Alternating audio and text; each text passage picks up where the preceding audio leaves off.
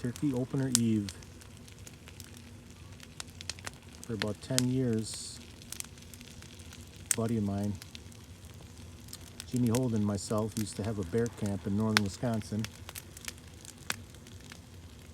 Take 6, 8, 10 guys every year, bait hunting, and man, we had so much fun doing that. But then Dante got old enough to hunt, and it just took too much time, so I just wanted to go hunting with him instead, so we stopped doing it. But we used to kick off the camp every year with a cannon shot.